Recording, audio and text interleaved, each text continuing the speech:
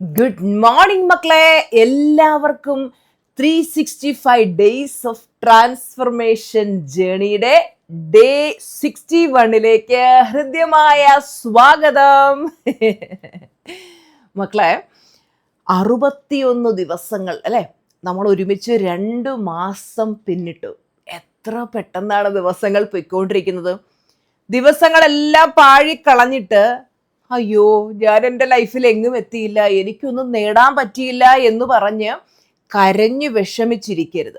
ജീവിതത്തിൽ നമുക്ക് എന്തെങ്കിലുമൊക്കെ അച്ചീവ് ചെയ്യണമെങ്കിൽ നമ്മൾ എന്തെങ്കിലും ആക്ഷൻ എടുക്കണം. പഴയ പോലെ ഒരേ രീതിയിൽ ലൈഫ് പോയിക്കൊണ്ടിരുന്നാൽ ഒരേ രീതിയിലുള്ള റിസൾട്ടേ നമുക്ക് കിട്ടും.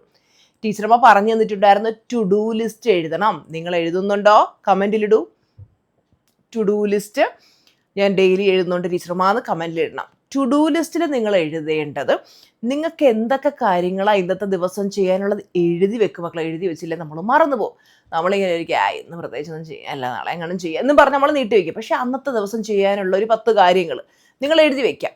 എന്നിട്ട് ആദ്യത്തെ കാര്യം ചെയ്യുക, ടിക്കിടുക. രണ്ടാമത്തെ കാര്യം ചെയ്യുക, ടിക്കിടുക. മൂന്നാമത്തെ കാര്യം ചെയ്യുക, ടിക്കിടുക. അങ്ങനെ ഓരോ ദിവസവും ടിക്കിട്ട് രാത്രി ഉറങ്ങാൻ നേരം നിങ്ങൾ തന്നെ ഒന്ന് ഇവാലുവേറ്റ് ചെയ്ത് നോക്കുക. ഈ 10 കാര്യങ്ങളിൽ ഞാൻ എത്ര എണ്ണം ചെയ്തു? ഒരു 8 എണ്ണമാണ് ചെയ്തെങ്കിൽ 10ൽ 8 എന്ന് മാർക്ക് കൊടുക്കുക. ഇനി 5 എണ്ണേ ചെയ്തുള്ളെങ്കിൽ 10ൽ 5 എന്ന് കൊടുക്കുക. കുറ്റപ്പെടുത്തണ്ട. ഒരെണ്ണമെങ്കിലും ചെയ്തെങ്കിൽ നിങ്ങൾ എന്ത്, നിങ്ങളുടെ തോളിൽ തട്ടി ഒരു അപ്രീസിയേഷൻ കൊടുക്കുക. വെൽ ഡൺ, സൂപ്പർ, മിടുക്കി അല്ലെങ്കിൽ മിടുക്കൻ എന്ന് പറഞ്ഞിട്ട് നിങ്ങൾക്ക് തന്നെ ഒരു അപ്രീസിയേഷൻ കൊടുക്കുക മക്കളെ. കാര്യം വെച്ചാൽ ഇത് നമ്മളെ തന്നെ ഒന്ന് പ്രോത്സാഹിപ്പിക്കുകയാണ്. സാരമില്ല, 10ൽ ഒരെണ്ണമെങ്കിലും ചെയ്തല്ലോ. ചിലപ്പോൾ ടു ഡു ലിസ്റ്റ് എഴുതിയില്ലെങ്കിൽ നമ്മൾ അതുപോലും ചെയ്യത്തില്ല. അപ്പോൾ ഈ ഒരു 10ൽ ഒരെണ്ണം നമ്മൾ ചെയ്തു, അല്ലെങ്കിൽ നമ്മളൊരു 10ൽ 5 എണ്ണം ചെയ്തു എന്നിരിക്കട്ടെ, ബാക്കി 5 എണ്ണം അടുത്ത ദിവസത്തെ ടു ഡു ലിസ്റ്റിൽ ആഡ് ചെയ്യാം. എന്നിട്ട് അടുത്ത ദിവസം ചെയ്യാൻ ശ്രമിക്കുക. പറ്റുന്നിടത്തോളം ചെയ്യുക. പറ്റുമെങ്കിൽ 10ൽ 10 ചെയ്താൽ വളരെ നല്ലതാണ് കേട്ടോ. ഇങ്ങനെ നമ്മൾ മെല്ലെ മെല്ലെ നമ്മളെ ഓരോ ശീലത്തിലേക്ക് കൊണ്ടുവരണം. ലിവിങ് ഇൻ അലൈൻമെന്റ് എന്ന് പറയും. അതായത് നമ്മുടെ ചിന്തയും വാക്കും പ്രവൃത്തിയും നമ്മുടെ ലക്ഷ്യങ്ങളുമെല്ലാം ഒരേ ദിശയിലാകണം. ഒരു പയ്യൻ, അവന് എപ്പോഴും ഇങ്ങനെ പറഞ്ഞുകൊണ്ടിരിക്കും, എനിക്ക് നല്ല ആരോഗ്യം വേണം, ആരോഗ്യം വേണം, ആരോഗ്യം വേണം. എന്നിട്ട് ഇവൻ എന്ത് ചെയ്യുമെന്നറിയാവോ? രാത്രി 12 മണി 1 മണി വരെ ഫോണിൽ സ്ക്രോൾ ചെയ്ത് ഇങ്ങനെ ഉറങ്ങാതിരിക്കും. എന്നിട്ട് ജങ്ക് ഫുഡൊക്കെ ഓർഡർ ചെയ്ത് കഴിക്കും. പ്രോപ്പറായിട്ടുള്ള എക്സസൈസ് ഇല്ല. അങ്ങനെ അവൻ്റെ ലൈഫ് പൊയ്ക്കൊണ്ടിരുന്നു. അപ്പോഴാണ് അവന് മനസ്സിലാകുന്നത്, എനിക്ക് ആഗ്രഹമുണ്ട് ഹെൽത്തി ആയിട്ട് ജീവിക്കണമെന്ന്, പക്ഷേ എൻ്റെ ലൈഫ് സ്റ്റൈൽ ഒട്ടും ഹെൽത്തി അല്ല. അപ്പോൾ അവൻ എന്ത് ചെയ്തു? അവനൊരു തീരുമാനമെടുത്തു. അവൻ ബുക്ക് എടുത്തു വെച്ച് എഴുതി, ഞാൻ ആഗ്രഹിക്കുന്നുണ്ട്. എൻ്റെ ചിന്തയും വാക്കും പ്രവൃത്തിയും എൻ്റെ ലക്ഷ്യങ്ങളും എല്ലാം ഒരേ ദിശയിലാണോ പോകുന്നത്? അല്ല, ആഗ്രഹമുണ്ട്, പക്ഷേ എന്താണ്, പ്രവൃത്തിയൊക്കെ വേറൊരു സൈഡിലോട്ട് പോയിക്കൊണ്ടിരിക്കുക. അങ്ങനെ അവൻ എഴുതി എന്തൊക്കെയാണ് ഇനി എനിക്ക് മാറ്റങ്ങൾ വരുത്തേണ്ടത്. അപ്പോൾ അവൻ ഡെയിലി ജിമ്മിൽ പോയി വർക്കൗട്ട് ചെയ്യണം, ഡെയിലി ഒരു 3 ലിറ്റർ വെള്ളം കുടിക്കണം. അതുപോലെ തന്നെ അവൻ നേരത്തെ ഉറങ്ങാൻ തുടങ്ങി, ഉറങ്ങണമെന്ന് എഴുതി. അതുപോലെ സമയത്ത് എഴുന്നേൽക്കുക, പിന്നെ ഡെയിലി പോസിറ്റീവായിട്ട് ചിന്തിക്കുക, ഡെയിലി ഒരു 10 പേജ് പുസ്തകം വായിക്കുക. ഇങ്ങനെയുള്ള കാര്യങ്ങൾ അവൻ എഴുതി വെച്ചിട്ട് കൃത്യമായിട്ട് എന്ത് ചെയ്തു? അവനത് ഫോളോ ചെയ്യാൻ തുടങ്ങി. മക്കളെ, ദിവസേന എടുക്കുന്ന ചെറിയ ചെറിയ ആക്ഷൻസ് ആണ് നമുക്ക് റിസൾട്ട് കിട്ടുന്നത്. നമ്മൾ വെറുതെ ഇങ്ങനെ ചിന്തിച്ചുകൊണ്ടിരുന്നാൽ നമ്മുടെ ജീവിതം മാറൂല.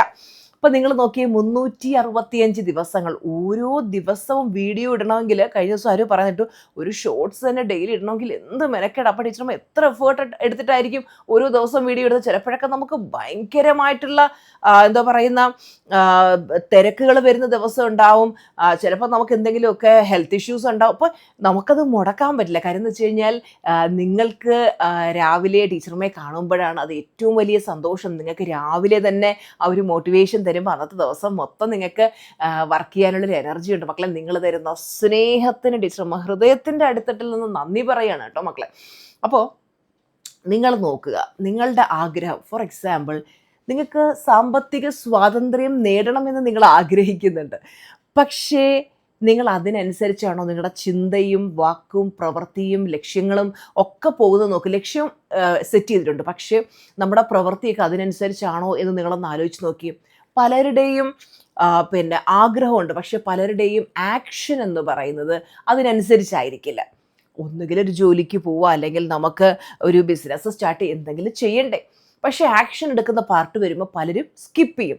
അപ്പോൾ ഇന്ന് ഞാൻ നിങ്ങളോട് ചോദിക്കുന്നത്, നിങ്ങൾ ശരിക്കും നിങ്ങളുടെ ഒരു അലൈൻമെൻറ്റ് സ്റ്റേജിലാണോ പൊയ്ക്കൊണ്ടിരിക്കുന്നത്? ഞാൻ ഈ പറഞ്ഞ കാര്യങ്ങളൊക്കെ അലൈൻഡ് ആണോ? ഒരു ബുക്ക് എടുത്ത് വെക്ക്, എന്നിട്ട് എഴുതുക. എന്താണ് നിങ്ങളുടെ ലക്ഷ്യം?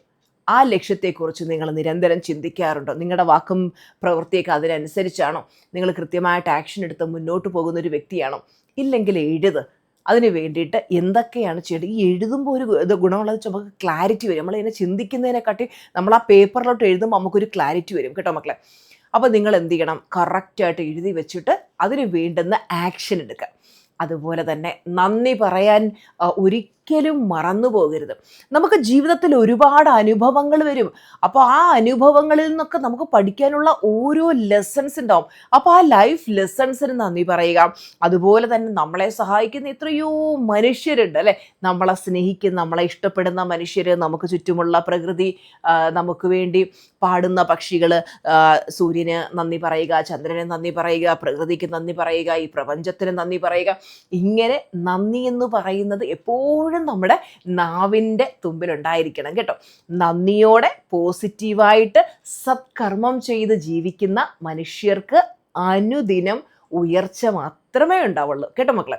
അപ്പോൾ എൻ്റെ മക്കൾ നല്ല സന്തോഷമായിട്ടിരിക്കുക, നല്ല ചിന്തകൾ മനസ്സിൽ വളർത്തിയെടുക്കുക.